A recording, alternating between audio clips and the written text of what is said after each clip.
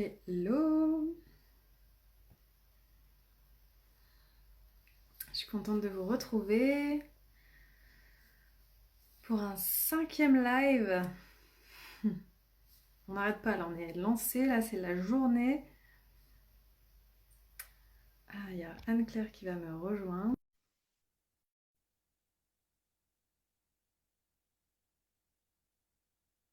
Hmm.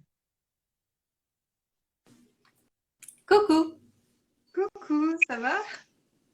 ça va et toi? Oui, ça va. J'enchaîne, mais c'est cool. C'est la journée un peu. Un peu chargé. Ouais, bah c'est parce qu'on a trois lives aujourd'hui. Il y a eu Margot à midi. Là, j'ai parlé avec Adrien. C'était super chouette. Il y a eu une belle énergie. Et maintenant avec toi. Donc c'est cool. Ça fait trois énergies différentes dans la journée. Voilà. Bravo à toi pour ce que tu crées. Merci pour ton invitation. Bah, merci à toi. J'adore faire des lives avec toi. Ça faisait longtemps qu'on n'en avait pas fait toutes les deux. Il y a eu plein C'est clair. de changements de planning. Maintenant que tu es au Costa Rica avec le décalage horaire et tout ça, c'est pas toujours évident, mais Ah, il y a quelqu'un qui dit qu'il n'y a pas de son. Un, 2, 3. si, moi je t'entends. Moi aussi. Ça fonctionne, je pense. Ok. Il est quelle heure là chez toi? Il est 13h33. Hmm. Donc ça va, tu as eu le temps de te faire une petite pause déj. Ouais, le lundi, je fais une méditation pour mes étudiantes. Et après, après, j'ai des rendez-vous comme avec toi. Donc, j'ai juste eu le temps de déjeuner. Attends, j'ai l'impression qu'Internet n'est pas au top. Laisse.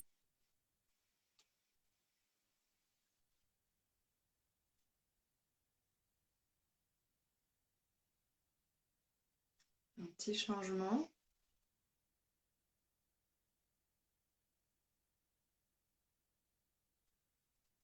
Je suis toujours là. Ça y est, t'es revenu là. Pardon. Je vérifiais si j'étais sur le bon réseau, mais normalement, je suis au top, là. C'est pas chez moi. Ça mouline un peu, mais je crois que c'est pas chez moi. Ok. Non, mais moi ça va, je te vois bien. Ok. Bon, je suis hyper heureuse de t'accueillir ce soir pour qu'on puisse, enfin ce soir pour nous et aujourd'hui pour toi, pour qu'on puisse un peu parler de l'amour au service de notre souveraineté. C'est un sujet qui te tient à cœur aussi, ce sujet de la souveraineté intérieure. Mais avant qu'on parle de tout ça, même si je pense qu'il y en a pas mal dans ma communauté qui te connaissent parce qu'on a fait plein de choses ensemble, mais est-ce que tu as envie de redire quelques mots sur voilà, ce que tu fais et tout ça? Mhm. Donc, je suis Anne-Claire Méret. J'habite en ce moment au Costa Rica depuis l'été dernier. Très contente de cette nouvelle vie. Ce matin, j'ai nagé dans la mer avec une tortue. Donc, c'était la grande surprise de la journée. Ouais. Et j'ai vu plein de papillons bleus. C'était magique. J'adore les papillons bleus. À chaque fois, je me dis, waouh, c'est extraordinaire de voir, tu sais, des gros, quoi. C'est genre la magie à l'état pur. Et Hmm. donc j'ai créé cette réalité pour ma vie. Ça m'a pris un petit peu de temps, quelques années, mais aujourd'hui c'est une évidence que c'est moi qui décide. C'est moi qui décide, et c'est génial. Donc je suis coach. J'ai des programmes de coaching en ligne et j'enseigne le coaching avec ma, ma formation Coach from the Heart.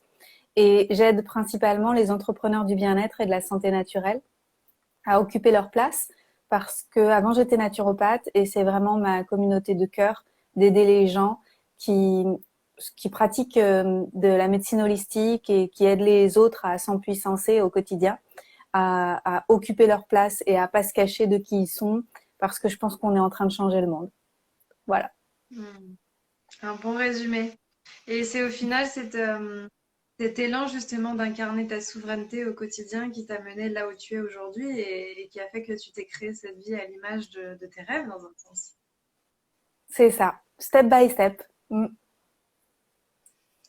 Et alors quelque chose justement qu'on pourrait partager, c'est que je sais qu'il y a pas mal de monde qui se disent, Ouah, mais c'est génial, moi aussi j'adorerais ça, mais c'est pas possible pour moi.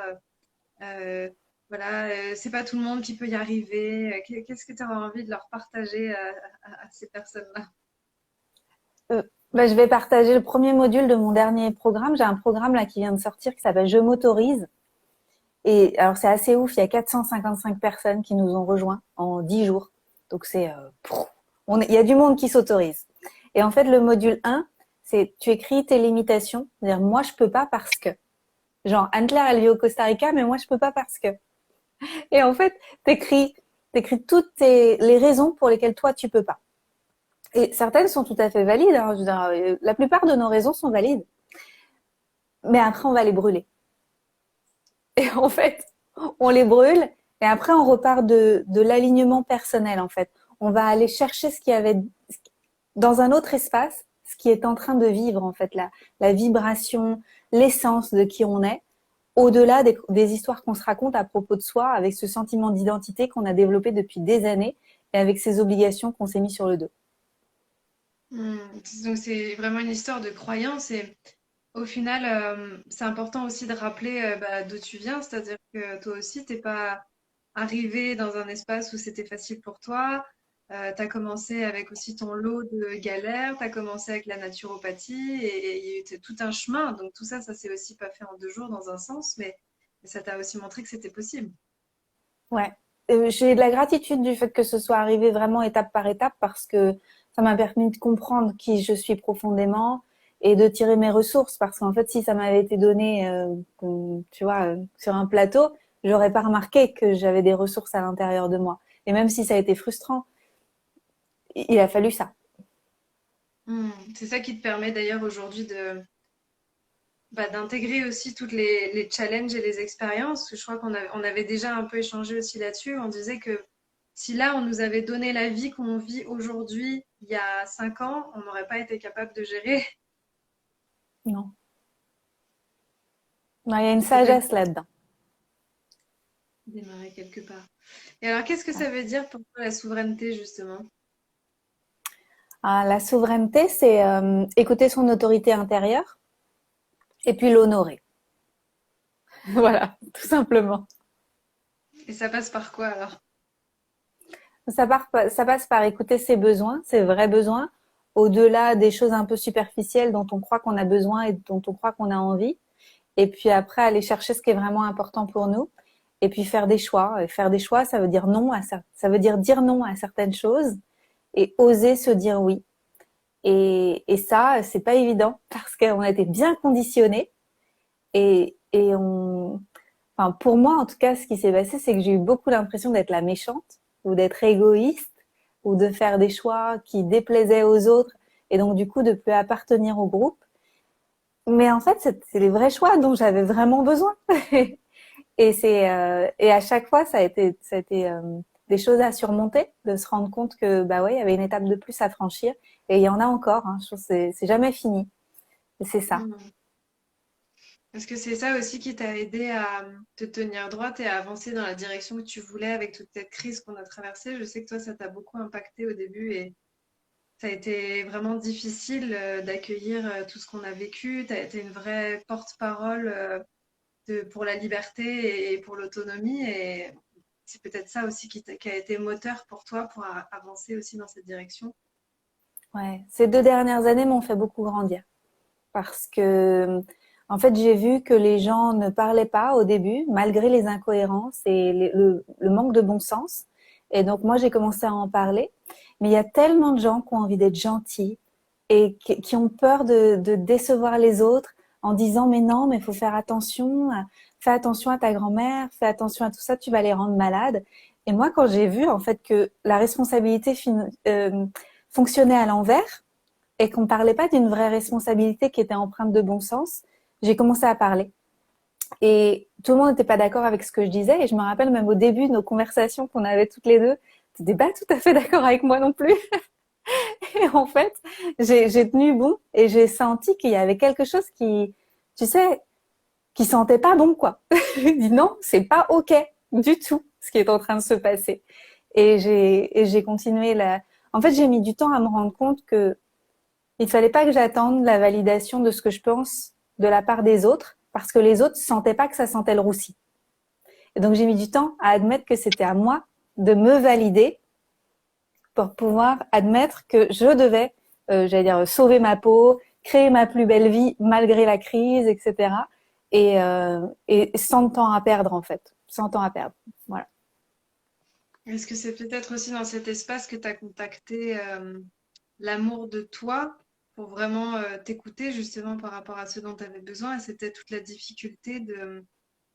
Tu vois, le mot qui m'est venu quand je t'entendais parler, ce qui peut parfois être une entrave, c'est un peu une forme de complaisance, tu vois, la complaisance envers soi-même, de vouloir plaire aux autres, de vouloir tout le temps aller dans le sens aussi du commun et pas évident de sortir du chemin, mais quand on le fait, c'est plus aligné, quoi.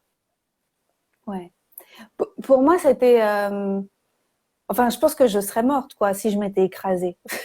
Tu vois, je me serais tellement reniée que il y aurait quelque chose qui me serait arrivé. C'est pas possible, en fait. Je peux pas renier cette vérité qui vit à l'intérieur de moi.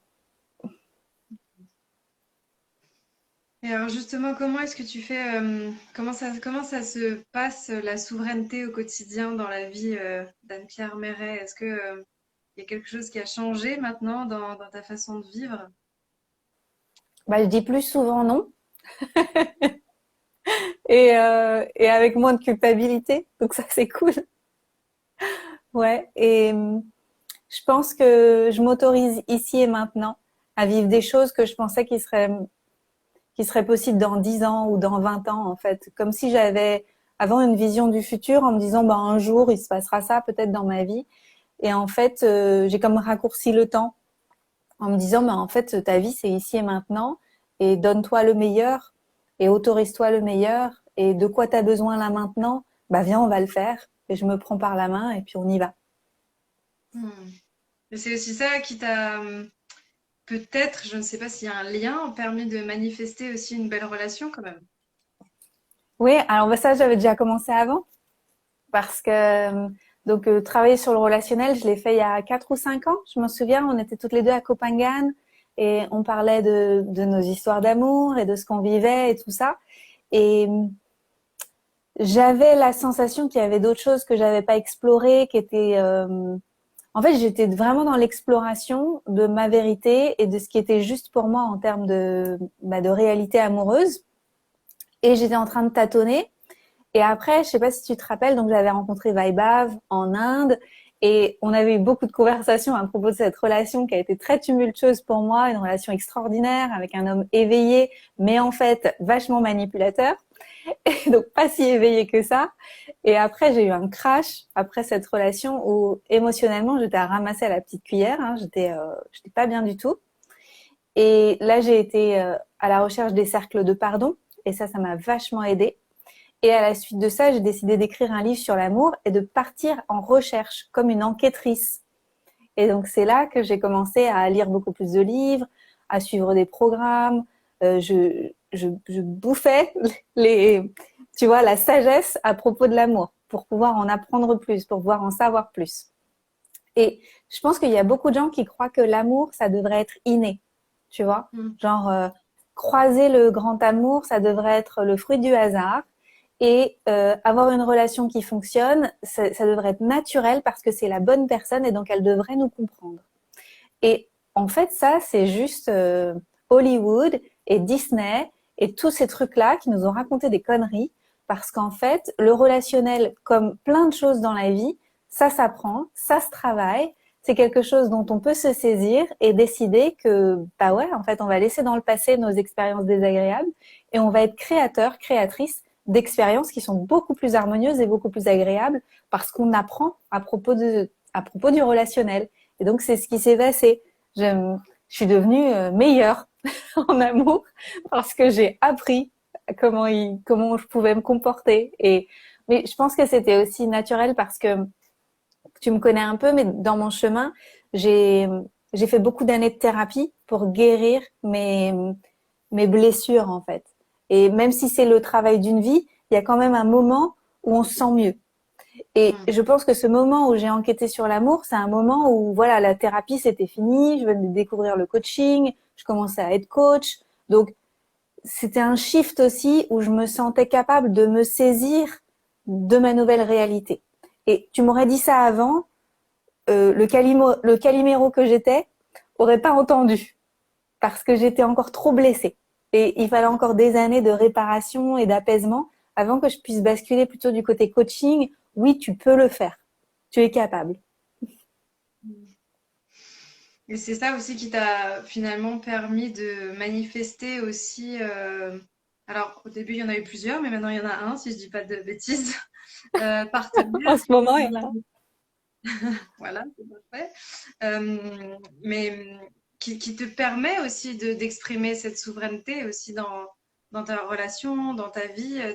Moi, ce que je trouve beau, c'est que voilà, on a trouvé un partenaire tout à l'heure dans le live avec Adrien. On disait qu'on avait des partenaires de vie maintenant plutôt que des amoureux pour la vie ou j'en sais rien. C'est plus un partenaire de vie dans l'instant qui te soutient, avec qui maintenant vous avez des points communs. Et c'est ça qui est beau aussi, c'est qu'à partir du moment où tu t'es autorisé à vivre tout ça, bah, tu as aussi connecté avec quelqu'un qui était aligné avec ce que tu voulais vivre. Exactement. Et j'ai réconcilié des choses qui me paraissaient irréconciliables parce qu'il y a quelques années, comme je voyageais beaucoup, et d'ailleurs on a voyagé ensemble à Bali et en Thaïlande, comme je voyageais beaucoup, je voyais pas comment c'était possible de créer une vie où je me sentirais libre, parce que la valeur liberté, elle est essentielle pour moi, mais où je me sentirais quand même en sécurité, en amour. Et en fait, j'avais l'impression que ces deux choses, elles étaient séparées et qu'elles étaient irréconciliables. Et grâce au travail que j'ai fait d'exploration, grâce aux rencontres que j'ai faites aussi, parce que forcément, comme je me suis mise en chemin pour explorer, la vie, elle m'a emmené l'opportunité de faire des expériences. Et on peut en parler si tu veux, je suis open à parler de ça. Et en fait, ça a réuni en moi ces deux valeurs-là, sécurité et liberté, qui pouvaient vivre ensemble, en fait, et qui vivent aujourd'hui encore ensemble. Mm.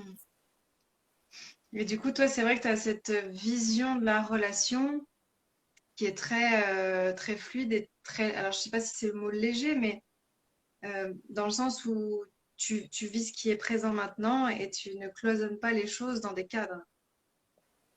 En fait, pour moi, l'amour, c'est l'énergie d'amour. Et donc, l'énergie d'amour, je suis en connexion avec elle si je veux bien me l'autoriser. Comme dit Rumi, ne cherche pas l'amour, cherche les obstacles que tu as mis entre toi et l'amour. Parce que l'amour est toujours présent. Je suis amour et je baigne dans l'amour. Comme si c'était de l'air, tu vois. Simplement, on a tellement oublié qu'on vit en apnée. Et parfois, on se dit, oh, mais j'ai pas d'amour, j'ai pas d'amour, j'ai pas d'amour. Mais c'est parce qu'on respire pas. Alors qu'en fait, il est toujours là, toujours autour de nous, tout le temps et en nous. Donc, déjà, la première étape, ça a été de reconnecter avec ça en moi et de me rendre compte que c'était tout autour de moi. Et après, la vie m'offre la possibilité d'en faire l'opportunité, d'en faire l'expérience avec quelqu'un d'autre. Et donc, ça crée comme, j'allais dire un feu d'artifice d'amour quand on le vit avec quelqu'un d'autre. Et c'est juste extraordinaire et magique. Et c'est toujours dans l'instant, c'est toujours ici et maintenant. C'est pas demain ou avant-hier, quoi. C'est toujours ici et maintenant quand on ressent l'énergie d'amour. Et à partir du moment où je projette quelque chose dans le futur, je suis plus dans l'attachement à une idée d'amour. Tu vois? Je m'attache à l'idée que je me fais de l'amour. Et je voudrais m'en saisir et je voudrais le garder. Mais en réalité, qu'est-ce que la vie a pour moi? Qu'est-ce que la vie a à m'offrir dans le futur? Je ne sais pas. Et donc, je ne vais pas essayer de projeter quelque chose de l'énergie d'amour que je ressens aujourd'hui, que je veux copier-coller dans le futur, en fait. Je suis là pour faire l'expérience de l'amour dans cette incarnation. Et donc, dans le futur, je vais en faire l'expérience de multiples façons et je suis ouverte à la façon dont la vie va me montrer. Et je pense que j'ai toujours été un peu comme ça, mais je le suis encore plus depuis que j'ai fait l'expérience de synchronicité et de choses extraordinaires avec les rencontres que j'ai faites, notamment quand j'écrivais mon livre sur l'amour. J'ai rencontré Matthew en Thaïlande, qui n'est pas mon compagnon actuel, mais qui a été mon compagnon pendant 1 an et demi. Et donc, Matthew, je l'ai rencontré dans une retraite de coaching. Et il y a eu quelque chose énergétiquement où je me suis dit, ah, il y a quelque chose avec lui, c'est puissant. Mais il avait une compagne et je savais pas. Et il s'est rien passé. Et l'avant-dernier jour de la retraite, il me dit, mais tu sais, j'ai une compagne, mais je suis dans une relation ouverte. Je dis, ok, ah bon? C'est possible. Et je savais pas, en fait, j'avais jamais fait l'expérience des relations ouvertes. Et j'en avais une image très légère, genre c'est des gens qui papillonnent, c'est des gens qui veulent pas s'engager, etc. Et en fait, je suis rentrée en relation avec Mathieu. Et ça a été extraordinaire pour moi de me rendre compte que ce niveau d'amour pouvait exister. C'est-à-dire que je pouvais me sentir en sécurité et libre et je sais pas comment dire. Quand on l'a pas vécu, c'est difficile à comprendre. Mais en fait, quand on est dans une relation ouverte et consciente, on doit tout expliciter. On doit demander à l'autre comment il se sent à propos des choses et on doit checker avec l'autre si c'est OK de partager telle ou telle information. On partage aussi ce qui nous fait nous sentir en sécurité, ce qui nous fait nous sentir en insécurité. Et moi, j'avais jamais vécu ce genre de conversation dans mes relations avant, qui étaient des relations uniques en fait. Et je pense que ce niveau de précision, il vient quand on est en situation de se mettre en inconfort parce qu'on a plusieurs compagnes ou plusieurs compagnons. Et donc, ça nous oblige à tout expliciter. Et pour moi, ça a débloqué quelque chose. Je suis devenue plus responsable de ce que j'amenais dans mes relations. Et j'ai grillé les étapes dans la chronologie. Non, c'est pas. J'aurais dû expliquer. Parce que j'aurais pu expliquer avant que j'avais rencontré Christian. Donc, j'ai rencontré Christian, mon compagnon actuel, avant Mathieu. Et c'était juste après que Aurore et moi, on est passé l'été à Bali. Et j'avais fait ma liste à l'univers après ma rupture avec Nick, tu sais. Pas très fut-fut, Nick.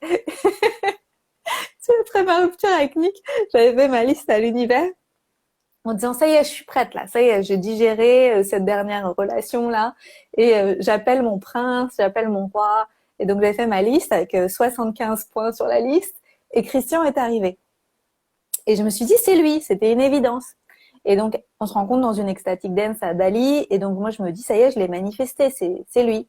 Et on passe quelques jours merveilleux ensemble, on prévoit de se revoir en Europe parce qu'il est allemand, je suis française, même si je voyage beaucoup, je rentre souvent à Paris. Et donc, on devait se revoir en Europe. Et au bout de quelques semaines, il me dit non. Il me dit, je suis pas prêt. En fait, j'ai besoin de temps pour digérer ma rupture. Je peux pas te donner de date. Il y aura peut-être pas de date. Donc, pour l'instant, je préfère te dire non. Et là, pour moi, ça a été cataclysme, quoi. C'était, bah attends, je sais que c'est toi. Donc, tu peux pas me dire que c'est pas toi alors que je sais que c'est toi. Et donc, j'ai dû accepter que ce que je croyais savoir, en fait, je savais rien du tout et que la vie, c'est mieux que moi. Et c'est que plus tard que j'ai compris pourquoi j'étais pas avec Christian. Parce que je devais écrire mon livre, je devais rencontrer Mathieu, je devais faire l'expérience des relations plurielles, je devais aussi rencontrer Jérémy, parce que donc j'ai eu Mathieu et Jérémy comme compagnons. Et quand Christian est revenu vers moi 8 mois après m'avoir dit non, eh ben il a bien fallu que je lui dise, écoute, je suis plus seule. Je suis maintenant avec d'autres compagnons. Est-ce que tu acceptes quand même qu'on se revoie et qu'on réfléchisse si on a envie de co-créer quelque chose ensemble? Et il a été courageux sur ce coup-là, Christian, parce qu'il a dit oui. Et donc, ça a été courageux de sa part. Et donc, on s'est mis ensemble 8 mois après notre rencontre et après que moi, j'ai fait l'expérience d'être en relation multiple. Et c'est assez génial parce que donc je suis restée après en relation ouverte avec plusieurs compagnons pendant un certain temps. Donc Christian, Jérémy et Mathieu. Et puis ensuite seulement Christian et Mathieu. Et puis le Corona Circus a eu raison de ma relation avec Mathieu. Et il est resté Christian parce que confinement. Voilà. Donc monogamie par circonstance. Oui. Mais du coup, Christian, lui, à la base, il n'était pas dans des relations ouvertes. Non. Et Donc, ça a changé quelque chose aussi en lui, tu sais.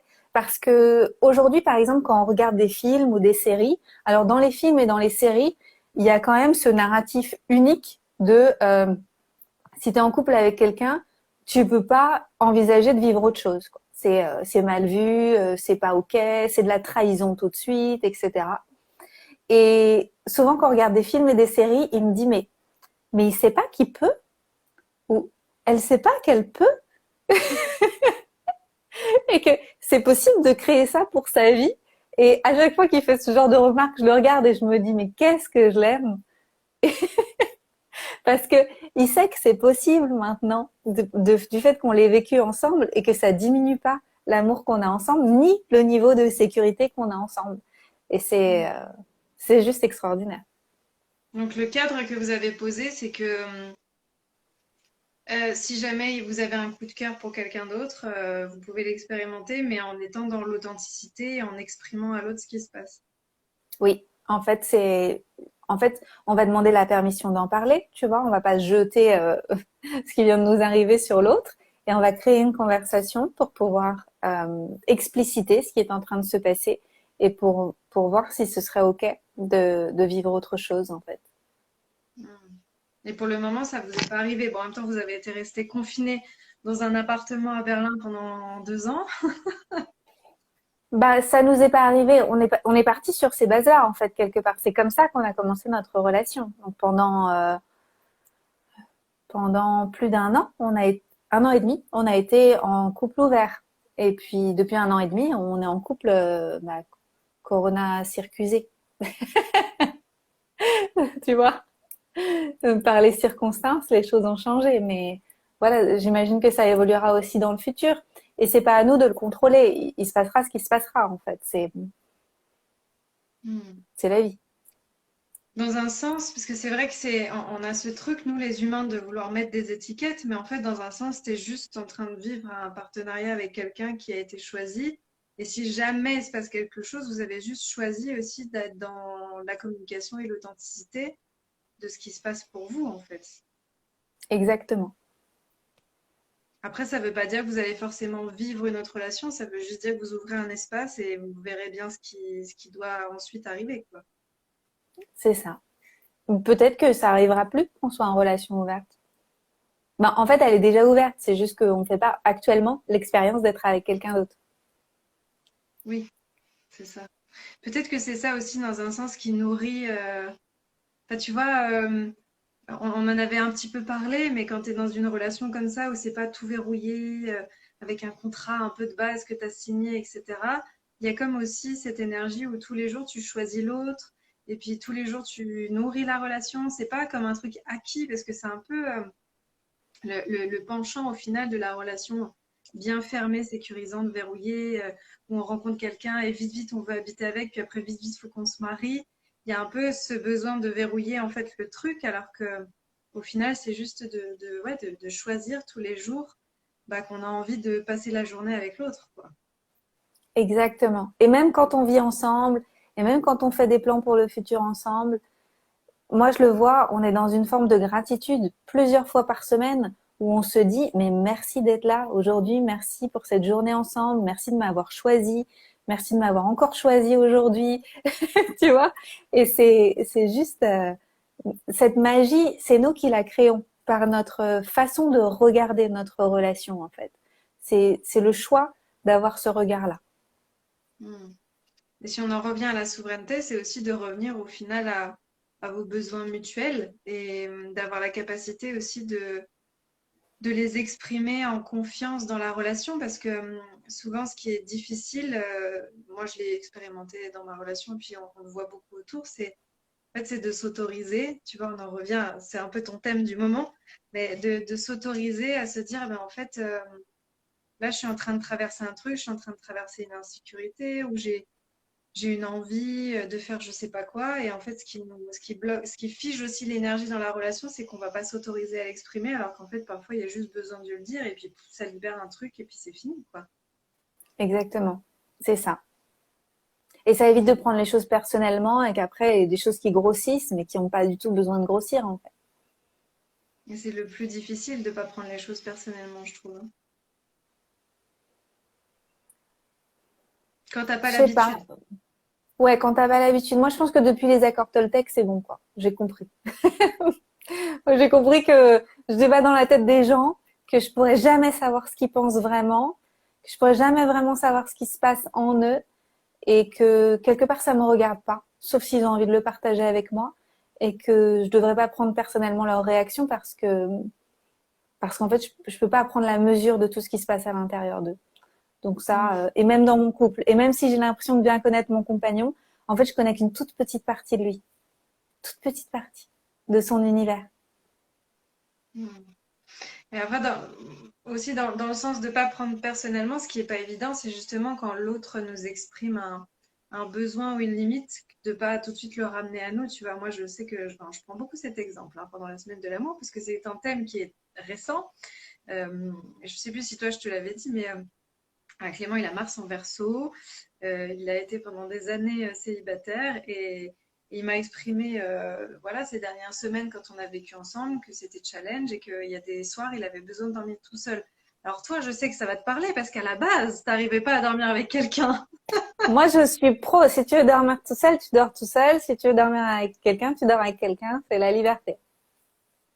Mais c'est pas évident parce que ça vient remettre en cause tout un système de croyances. Tu vois, moi tout de suite, ça a été la panique, de me dire mais pourquoi? Qu'est-ce que j'ai fait de mal? Pourquoi est-ce qu'il veut pas passer ce temps avec moi? Enfin, tu vois, quand tu as un schéma en fait qui est engrammé à l'intérieur, c'est pas évident. Ça demande toute une phase de déconstruction, de se dire bon bah c'est pas contre moi en fait, c'est pour lui. Mais ça, c'est pas évident au début, hein. Mais en fait, c'est jamais contre nous. C'est à moins d'être et encore même dans le cas extrême de quelqu'un qui nous veut pas du bien parce qu'il est dans une forme de perversion narcissique, etc. C'est même encore pas contre nous, c'est pour lui encore une fois. Donc c'est jamais contre nous. Et du coup, comment tu fais?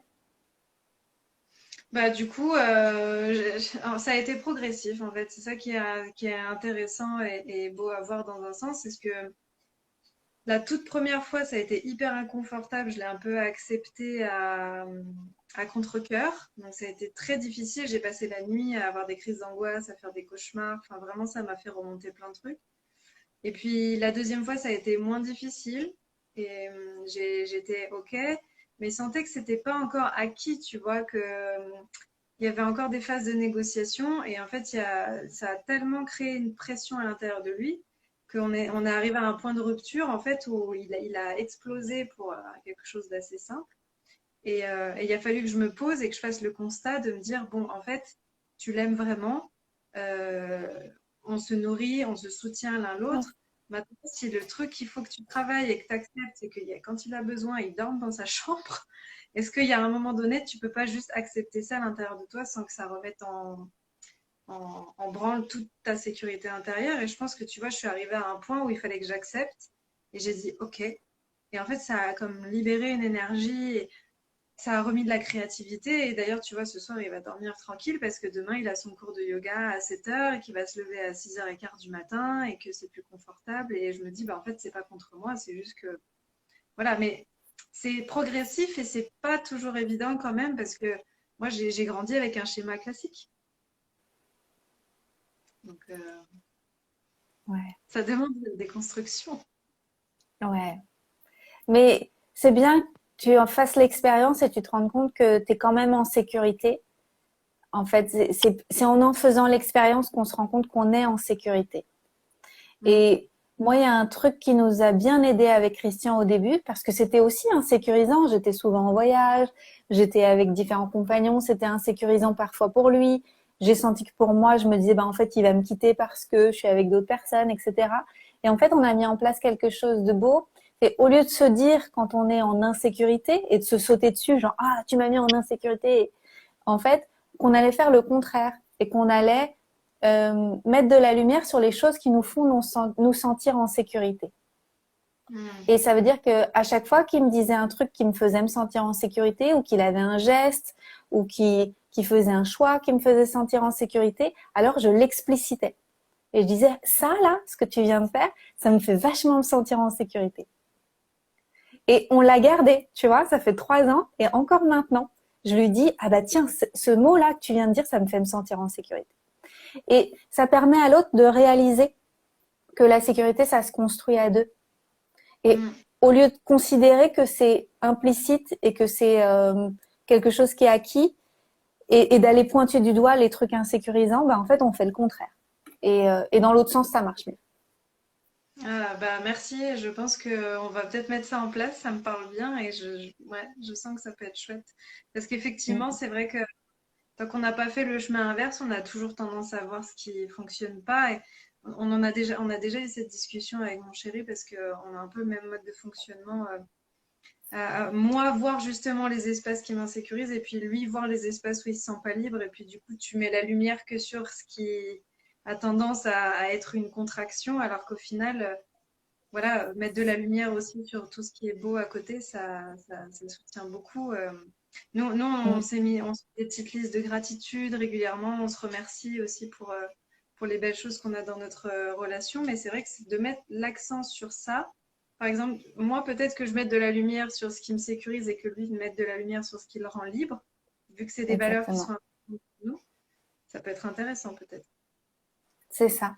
C'est, en fait, c'est du coaching pur. Parce que en coaching, on n'essaye pas d'aller réparer ce qui est pas puissant, tu vois, ce qui est un peu en bas, tu vois. En coaching, on va renforcer les forces. Et à partir du moment où tu renforces les forces, bah, tu te sens solide. Et toutes les choses sur lesquelles tu étais un petit peu plus en bas, bah, tu les acceptes et tu dis, bon, bah, ça fait partie de moi, c'est OK, ça fait partie de mes reliefs, mais ça ne me définit pas. Et c'est pas à partir de là que je vais faire mes choix. Je vais faire mes choix à partir de là où je suis en haut, à partir de là où je me sens bien, à partir de là où je me sens puissante. Et ça change tout. Hmm. Oui, oui. Ah, c'est vraiment un bon conseil parce que c'est vrai qu'on a tendance à... Moi, je le vois un peu dans les commentaires, là, tu vois, avec tous les lives que je fais depuis hier, où parfois il y a un petit peu cette expression de oui, mais c'est pas facile, oui, mais en face, ça suit pas, oui, mais moi, j'y arrive pas. Et effectivement, de se souvenir que bah, plutôt que de chercher à corriger la difficulté, à corriger l'ombre, c'est plutôt d'aller regarder où est-ce qu'il y a de la lumière chez soi et puis chez l'autre, mais aussi chez soi dans un sens. Ouais. Mm. Et alors aujourd'hui, par rapport à l'amour, j'imagine que toi, tu as déjà créé une vie qui est bien alignée avec toutes tes aspirations. C'est quoi les next steps? Dans ma vie De quoi, amoureuse, bah, dans ta vie amoureuse ou de quoi tu rêves pour le monde par rapport à cette souveraineté, justement? ah, alors, moi, j'ai une image de l'amour en ce moment où en fait, je pense qu'il y a quelque chose qui se passe au niveau du féminin où les femmes comprennent à quel point elles sont puissantes, à quel point elles sont belles, à quel point elles sont, je dirais, à l'origine des transformations du monde, des transformations actuelles. En fait, c'est une ère de la puissance féminine qui a commencé. Et je pense que les couples d'aujourd'hui, et je peux le dire aussi avec le mien, c'est quand la femme, elle est en paix avec sa puissance féminine et qu'elle est en paix avec sa façon de faire l'expérience de l'amour, alors elle peut se faire aider par l'homme. Et en fait, je pense que cette co-création que nous vivons avec de plus en plus de relations conscientes qu'on peut voir autour de nous, la tienne, la mienne, beaucoup de personnes autour de nous, en fait, ça décuple la puissance quand on est ensemble. Et ça, je le voyais pas avant. En fait, j'avais l'impression que être en couple, ça allait peut-être un peu m'affaiblir, me ralentir ou m'empêcher de vivre ce que je voulais vivre, etc. J'avais cette image-là, mais parce que je suis plutôt d'une nature hyper autonome, de m'être battue pour être moi-même, etc. Donc, j'étais plutôt dans une forme d'hyper autonomie sur laquelle j'ai vraiment reculé parce que je me rends compte que cette co-création qu'on a ensemble, ça fait une méga puissance parce que je me sens plus en sécurité, parce que je me sens soutenue, parce que je suis plus créative aussi, parce qu'on est deux et donc il y a deux cerveaux, il y a deux cœurs qui réfléchissent et ça, c'est super beau. Et donc ce que je vois moi au niveau mondial, c'est qu'il y a cet avènement des couples conscients qui fait que la puissance du féminin va pouvoir agir comme une grande vague avec le soutien du masculin. Et c'est ce que je vis dans ma vie personnelle, hein, depuis que je vis cette révolution de l'amour. Mes activités, elles se sont envolées et je pense que c'est aussi parce que je me suis sentie aimée et soutenue et, et j'espère que toutes les femmes du monde vont le vivre et tous les hommes du Mm. monde. Mm. Bah, j'espère aussi ça. Et il y a une question aussi que j'ai envie de te poser qui m'est venue parce que je sais que c'est aussi caractéristique à tes choix. Toi, tu as aussi dit que tu voulais pas d'enfant. C'est toujours d'actualité. Mhm. Toujours. Ok. Et justement, je sais qu'il y a pas mal de femmes de plus en plus aussi qui ressentent, tu vois, cette envie de pas forcément avoir d'enfant. Surtout avec le monde qu'on est en train de vivre, la révolution qu'on est en train de traverser, tous les enjeux qu'il y a derrière, et puis simplement aussi avoir envie de faire l'expérience de sa liberté et de sa souveraineté. Euh, et est-ce que toi, c'est devenu fluide et confortable pour toi? Qu'est-ce que tu as envie de partager peut-être Parce que je sais qu'il y a des personnes pour qui c'est pas encore évident d'arriver à vraiment installer ça à l'intérieur d'elles, enfin des femmes. Mhm. pour moi, ça a toujours été fluide et confortable. Donc, j'ai pas eu de chemin à faire là-dessus. C'est-à-dire que j'ai jamais souhaité être mère dans le sens d'enfanter et d'avoir une famille à moi. Donc, j'ai pas eu à faire un travail là-dessus. C'était une évidence. Mais j'ai beaucoup de personnes qui me contactent et qui me demandent comment je fais pour gérer les avis des autres, en fait, et les autres qui se demandent s'il y a un problème avec elles. Alors déjà, c'est pas à nous de gérer les avis des autres. Si les autres ont une vision de ce qu'on devrait faire avec notre création de la famille, avec notre vie, c'est leur problème. C'est-à-dire que si eux, ils ont une vision unique de comment on devrait vivre, c'est leur affaire. Moi, mon affaire, c'est de créer la vision pour ma vie. Et si je suis en manque de repères, je peux aller chercher des repères. Et il y a des femmes magnifiques qui m'inspirent beaucoup, qui m'ont inspirée dans ma vie, comme par exemple Elizabeth Gilbert. Des femmes comme ça, des femmes puissantes, des femmes créatrices, qui sont des femmes sans enfants. Et il y en a plein, il y en a toujours eu à travers le monde, des femmes sans enfants, qui sont des femmes merveilleuses, qui sont des tantes, qui sont des créatrices de communautés, qui sont là pour tenir l'espace pour les femmes et les familles, et qui, elles, n'ont pas d'enfants. Mais ça ne veut pas dire qu'elles sont déconnectées de la société, ça veut juste dire qu'elles font l'expérience différemment de leur féminité et d'une façon de materner. Par exemple, moi, je crée des programmes et j'enseigne le coaching. Et ben, en fait, mes étudiantes, elles se sont mises d'elles-mêmes à m'appeler Mama Coach. Et c'est venu tout à fait naturellement, en fait, mais parce que je les considère comme, oui, comme des êtres à part entière que je vais aider à grandir, en fait, tu vois. Et c'est la même chose avec une famille, avec des enfants. Tu les aides à grandir. Ben, je fais la même chose. Donc, je me sens pas du tout frustrée parce que j'exprime toutes ces parts de moi dans ma vie. Hmm. Et je sens aussi que justement avoir cette souveraineté intérieure et cette autonomie, dans un sens, ça aide aussi peut-être à ancrer le choix qu'on veut pas d'enfant parce que, tu vois, moi je sais que je me pose parfois la question et je vois que parfois il y a une petite part de moi qui se dit oui, mais quand même, si tu as des enfants, au moins, quand tu seras plus âgé, on sait jamais ce qui peut arriver, au moins tu auras des enfants qui seront là pour toi. Tu vois, je trouve que il y a encore un peu ce truc parfois où je le vois dans mon entourage, en tout cas la génération d'avant qui dit ah bah oui je regrette de ne pas avoir fait d'enfant parce que tu vois à mon âge maintenant je suis seule etc. Comme s'il y avait un peu ce truc de et ils ont fait des enfants aussi parfois pour combler un manque aussi qu'on peut ressentir à l'intérieur de nous et du coup ça part pas du bon espace. Et peut-être que ce qui nous aide aussi justement vu qu'on est en train de s'autonomiser beaucoup plus et de se dire mais en fait voilà, je peux tout à fait être libre jusqu'à la fin de mes jours et expérimenter ce que j'ai envie d'expérimenter sans avoir besoin absolument d'avoir quelqu'un à mes côtés. Ça peut aussi nous aider à faire le choix conscient de se dire, bah, en fait, non, j'ai pas fondamentalement besoin de faire un enfant. Mm. Moi, personnellement, ce que je vois en termes de fin de vie, en tout cas aujourd'hui, avec les valeurs actuelles, avec les situations actuelles dans notre société occidentale, euh, c'est pas beau ce qui se passe pour les personnes âgées. Et même si elles ont fait des enfants, c'est pas parce que tes enfants ils te rendent visite une fois par semaine dans l'EHPAD que tu te sens connecté à eux et que tu as une belle vieillesse en fait. Au contraire, je trouve que c'est genre, enfin moi si je vis ça, tirez-moi une balle quoi. Excusez-moi, mais je trouve ça horrible ce qui se vit aujourd'hui en termes de pour la vieillesse. Donc moi, ce que je veux créer pour ma vie dans le futur, c'est d'être entourée de gens que j'aime et qui m'aiment, mais qui sont pas forcément des gens de mon sang. J'en ai rien à foutre que ce soit de mon sang, en fait. J'ai bien vu comme je suis pas connectée avec ma famille de sang. Moi, je suis une mangue qui a poussé dans un pommier. Et en fait, c'est dans le futur, quand la vieille Anne-Claire, elle sera entourée des personnes avec lesquelles elle est connectée avec son cœur, parce que c'est moi qui vais faire le choix d'être proche des gens dont j'ai envie d'être proche. Et ils auront envie de s'occuper de moi s'ils ont envie de s'occuper de moi. Mais ce sera pas parce que je leur ai donné la vie ou parce que je leur ai payé des études ou parce que je les ai aidés à payer leur maison ou quoi que ce soit. En fait, ce sera pas quelque chose de la loyauté, de je te dois quelque chose, mais parce qu'en fait, ce sera de l'amour. J'aime bien cette vision. C'est un peu Ouais. comme ça aussi que je me vois. Mais je pense qu'on sera tous de toute façon à je sais pas quel âge, je sais pas où, dans des communautés, en train de vivre les uns avec les autres.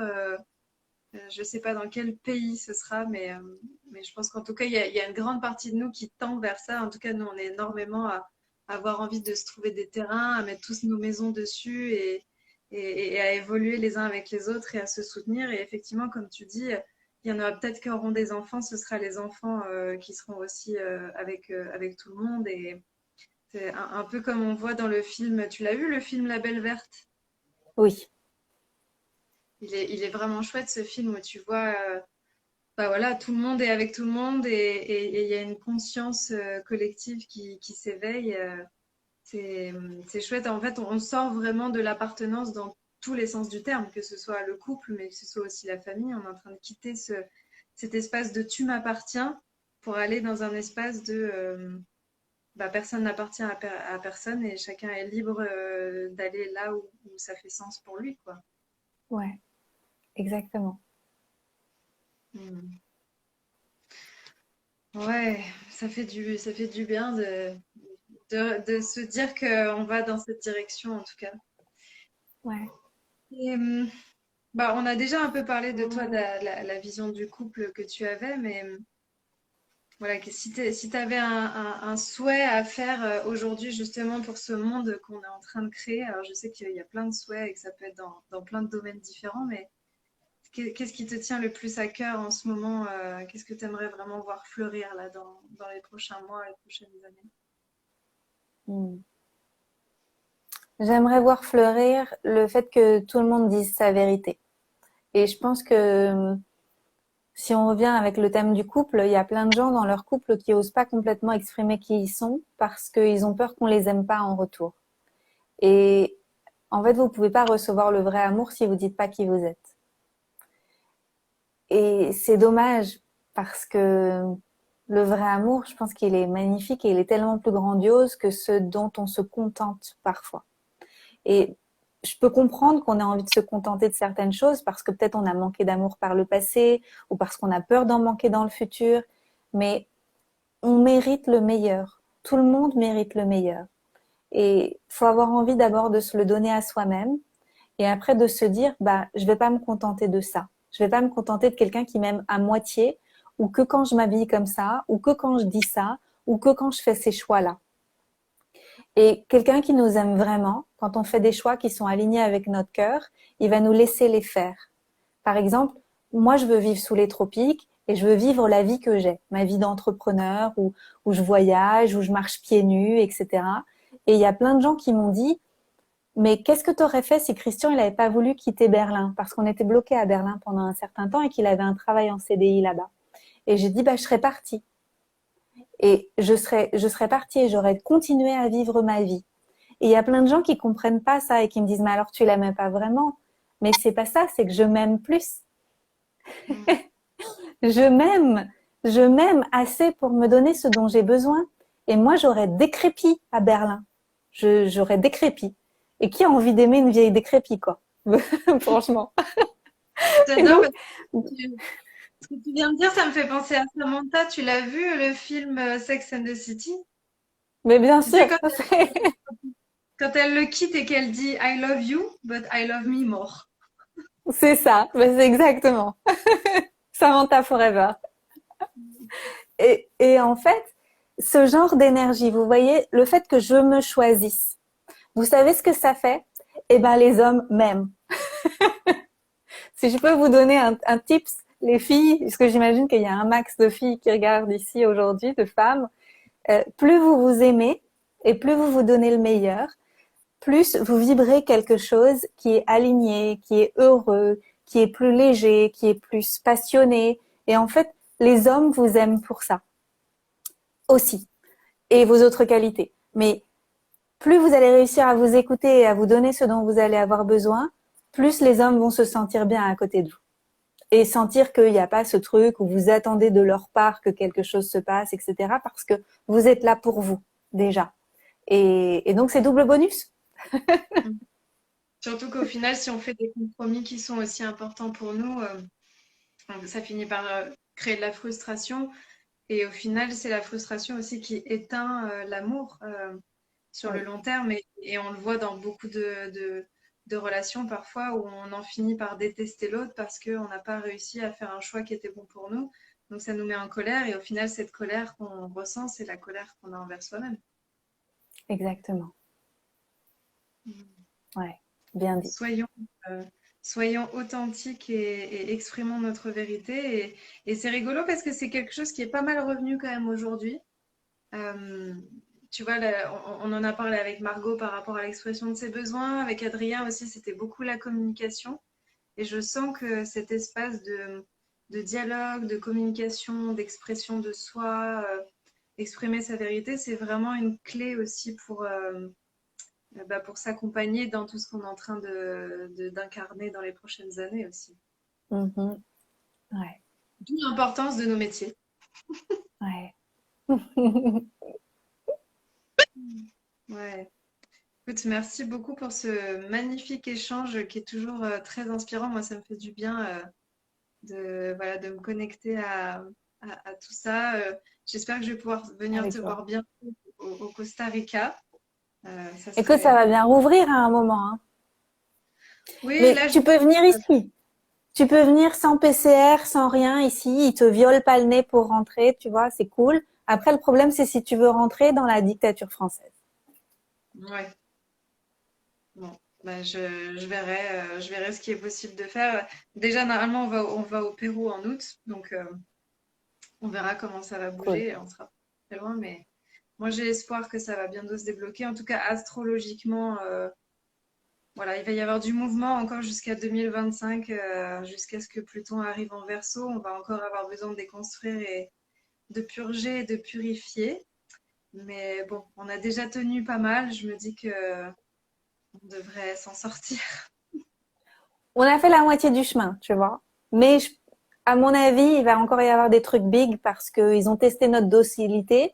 Collectivement, il y a beaucoup de docilité, donc ils vont en remettre des couches jusqu'à ce qu'il y ait assez de gens qui disent enough, ça s'arrête. You shall not pass, Gandalf. Tout le monde Gandalf. Et après, et après, ça va se transformer.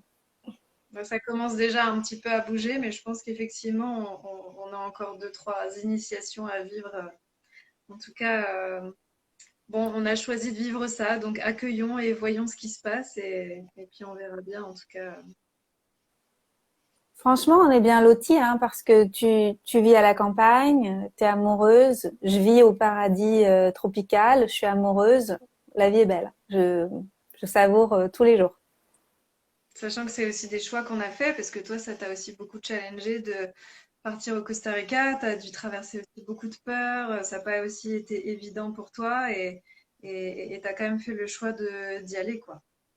J'étais jamais venue avant, hein. C'est un choix de créer une nouvelle vie et de pas être immergée dans les bullshit allemands dans lequel je baignais. Oui, c'est vrai que c'était assez intense. Moi, j'avoue que ça me fait du bien aussi d'être partie de la ville.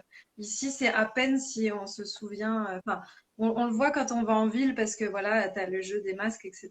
Mais sinon, c'est vrai qu'on est quand même un peu plus, euh, on est un peu plus préservé. Et puis, quand tu habites dans la nature, c'est Ça quand même pas change la tout, même énergie. c'est clair. Mais j'ai aussi dû me remettre à conduire, hein. Donc moi aussi, c'était l'initiation.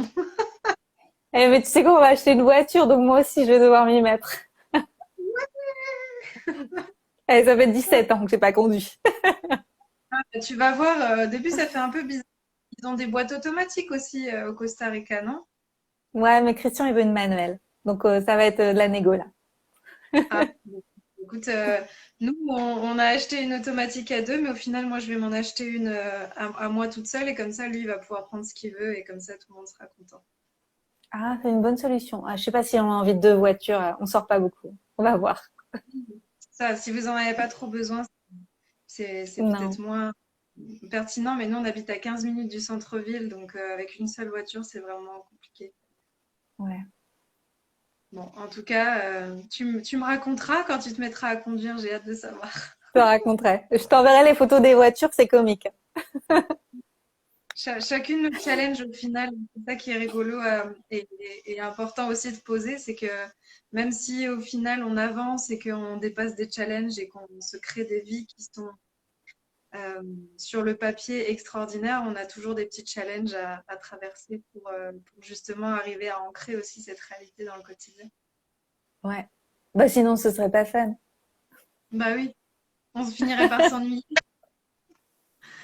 Merci en tout cas. Est-ce que tu as envie de Merci partager à un toi. mot de la fin? Est-ce que tu as une actualité aussi que tu as envie voilà, de poser En mot de la fin, j'aime bien la fin d'un livre que j'ai adoré qui s'appelle More Than Two.